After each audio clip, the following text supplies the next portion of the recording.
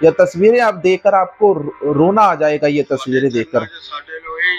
अरदास है भी साडी गरीबां दी कोई सुनाई करो ते साडा कोई भला होवे, नहीं ते साडा ते बहुत बुरा हाल हो गया। उदन दे बच्चे दी मच्छरां ते बुरा हाल हो गया। मींह आवे सानू अंज हुंदा भी असीं कित्तर बड़ांगे।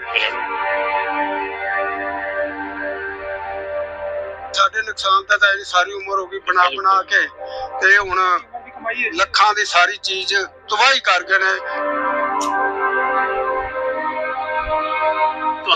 धोखा सरेआम धोखा होया साडे गरीबां नाल। कोई किसी किस्म का भी साडे कोल सहूलत नहीं छड्डी।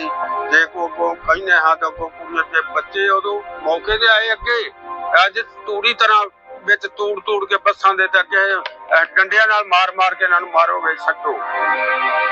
नमस्कार, वाहिगुरु जी का खालसा, वाहिगुरु जी की फतेह। दोस्तों, हरियाणा के करनाल के अंदर जो 4 सिख परिवारों के ऊपर प्रशासन के द्वारा बर्बरता दिखाई गई है, जो उनका घर गिरा के वहां पर बर्बरता दिखाई गई है, कहते हैं कि उनका सारा सामान भी प्रशासन ले गया, जैसा उन 4 सिख परिवारों का कहना है। यहाँ पर ये तस्वीरें देखकर मन विचलित हो जाता है और सरकार और प्रशासन के ऊपर बहुत गुस्सा आता है। लेकिन यहीं पर एक और खबर, एक और अपडेट निकलकर सामने आती है। कहते हैं कि ये जो जगह थी, ये काफी विवाद वाली जगह थी, ये कानूनी जगह थी, जिस जगह के कागज इस परिवार के पास नहीं थे या इनको उस जगह के ऊपर रहने की अनुमति नहीं थी। कहते हैं कि सरकार ने कई बार इन चारों सिख परिवारों को यहां से मकान किसी और जगह बनाने के लिए शिफ्ट करने के लिए बात कही थी। लेकिन ये बात कितनी सच है, कितनी झूठ है, ये आने वाले दिनों के अंदर पता चल जाएगा, क्योंकि यहां तक अभी तक प्रशासन ने कोई भी ऐसी जानकारी पब्लिक डोमेन के अंदर या सरकार ने कोई भी प्रेस कॉन्फ्रेंस करके ऐसी जानकारी लोगों तक नहीं पहुंचाई कि उन्होंने इस सिख परिवार के चारों सिख परिवारों के चारों घर को तोड़ने से पहले इनको कोई नोटिस दिया था या नहीं दिया था। लेकिन इन सारे मामले के अंदर सबसे बड़ी बात तो यह है कि इन चारों सिख परिवारों का घर तोड़ दिया गया, इनके घर के अंदर इनका घर गिरा दिया गया, पीने के लिए पानी नहीं बचा, वो जैसा उन्होंने एसजीपीसी वाले अपने इंटरव्यू के अंदर बताया है। कल श्रोमणी गुरुद्वारा प्रबंधक कमेटी ने अमृतसर से करनाल के अंदर पहुंच के इस सिख परिवार का हालचाल पूछा था। चारों सिख भाई एक ही जगह पर रहते थे, चारों के 4 अलग मकान थे, चारों को बुलडोजर के साथ या किस प्रकार से गिरा दिया गया। वो कहते थे कि हम घर पर नहीं थे जिस समय हमारे घरों को गिरा दिया गया। बच्चों ने विरोध किया तो बच्चों को भी जबरदस्ती पकड़कर डंडे मार मार कर उनको बस के अंदर बिठा लिया। अगर प्रशासन यहाँ पर यह कहता है कि उन्होंने इनको नोटिस दिया था तो उनको डंडे मारने की क्या जरूरत थी? जिस समय इनका मकान तोड़वाया गया तो उस समय की कोई वीडियोग्राफी करवा लेते या गांव के सरपंच या गांव के किसी ऐसे उन लोगों को ले आते जिनके सामने इनका घर तोड़ रहे थे, और उस समय मौके का सबूत भी हो जाता कि हाँ, हमने इन लोगों को पहले इतनी बार नोटिस दिया था, लेकिन इन लोगों ने ये नोटिस नहीं लिया, इन लोगों ने हमारे नोटिस का संज्ञान ना लेते हुए अपने घर की जगह नहीं बदली। यहाँ पर यह भी सुनने को आया है दोस्तों, ये सारी बातें जो सूत्रों के आधार पर ही हम करेंगे। हरियाणा के कुछ यूट्यूबर्स भाई हैं, उन्होंने ये बातें बताई कि इस सिख परिवार को कहते हैं कि लंबे समय से सरकार कह रही थी कि आप अपना मकान किसी और जगह बना लीजिए, आपको आपके मकान का खर्चा दे दिया जाएगा। अब इस बात के अंदर कितनी सच्चाई है, कितना झूठ है, या तो ये सिख परिवार जानता है या सरकार जानती है। लेकिन यहाँ पर बड़े दुख की बात है, जब किसी सिख परिवार का या किसी का भी घर तोड़ दिया जाता है, सालों की मेहनत होती है। जैसा इस सिख परिवार का कहना है कि 70 सालों से ये सिख परिवार यहाँ पर रहते हैं।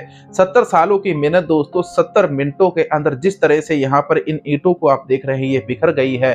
बहुत ज्यादा दर्द निकलता है सीने से कि इस प्रकार की बर्बरता हमें देखने को मिलती है आज हमारे समाज के अंदर। सरकार ने वहां पर कौन सी फैक्ट्री बनानी थी? अगर 70 साल से रहते थे, 70 और रहने देते और आगे फ्यूचर के अंदर कोई और किसी तरह से इंतजाम करके इनको वहां से हटा देते या इनको किसी और जगह के ऊपर मकान बनाकर दे देती सरकार और कहती कि अपना सामान वहां पर शिफ्ट कर लो, उस तरफ तुम्हारा मकान बना दिया है। लेकिन सरकार ने भी वैसा ही काम किया जैसा सरकार हर जगह के ऊपर करती है। लोगों के घर तोड़ने के अंदर सरकार बहुत ज्यादा अपने आप को शेर मानती है। ऐसी ही चीजें इन्होंने अयोध्या के अंदर भी की थी। लेकिन हमारा सवाल ये नहीं, हमारा सवाल ये है कि हरियाणा की गुरुद्वारा प्रबंधक कमेटी क्या कर रही थी? एसजीपीसी अमृतसर से हरियाणा के करनाल के अंदर पहुंच पहुंचकर इन सिख परिवारों की मदद करती है।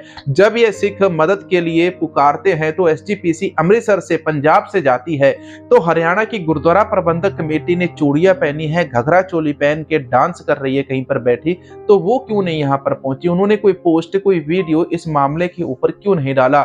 उनका भी फर्ज बनता था कि इस मामले के अंदर जाकर इसकी जांच करे।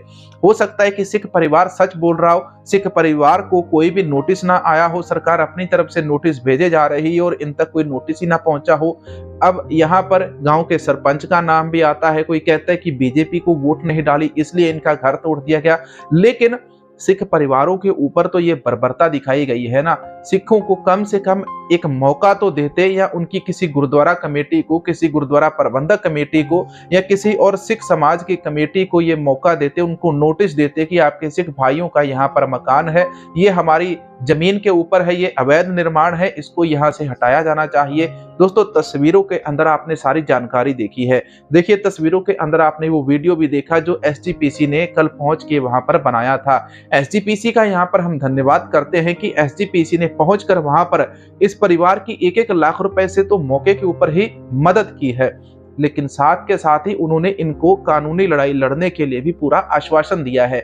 जैसा सिख परिवार का कहना है कि ये 70 साल से इस जगह के ऊपर रहते हैं और इनकी जो जमीन है उस जमीन की गर्दौरी इनके नाम पर है, इनके पहले बाप दादाओं के नाम पर होती थी। जब देश का बंटवारा हुआ था तो ये पाकिस्तान वाले हिस्से से भारत वाले हिस्से के अंदर आए थे।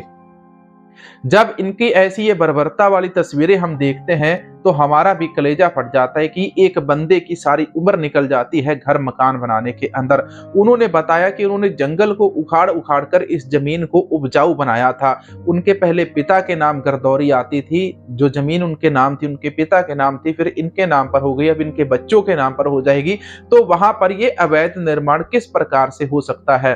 अगर प्रशासन चाहता तो इस मामले को बड़ी शांति से भी सुलझाया जा सकता था, लेकिन ऐसे किसी का भी घर तोड़ के, किसी को बेघर करके, उनको उनके पास पहनने के लिए कपड़े भी ना बचे, पीने के लिए पानी ना बचे, सोने के लिए बस्तर चारपाई ना बचे, कहीं पर भी बरसात के अंदर, बरसात का मौसम है और ऐसे में बरसात के मौसम के अंदर कहीं पर भी उनके ठहरने के लिए, रात गुजारने के लिए जगह ना बचे, तो ये तो बड़ी शर्मनाक चीजें होती हैं। देखो ये जो तस्वीरें हमने वीडियो के अंदर शुरुआत के अंदर देखी, अब भी देख रहे हैं, ये तस्वीरें हमें यही दिखाती हैं कि यहाँ पर सिखों के ऊपर बर्बरता जरूर हुई है, लेकिन ये हुई कैसे है, इसके पीछे कारण क्या है? देखो हर एक चीज के पीछे कोई ना कोई कारण जरूर होता है। हमें थोड़ा भावुकता से निकलकर इस चीज का कारण जानना चाहिए और हमारी संस्थाओं को, सिख संस्थाओं को, गुरुद्वारा कमेटियों को यही चाहिए कि वो पहुंचकर इन लोगों की मदद करें और इनका जो केस है वो सरकार के साथ लड़ने के अंदर इनकी मदद करें। अगर सरकार ने इनको नोटिस भेजा था तो इन्होंने अपने इंटरव्यू के अंदर कल भी बोला था कि इनको कोई भी नोटिस नहीं आया, कोई ऐसी जानकारी नहीं दी गई कि आपका घर तोड़ दिया जाएगा।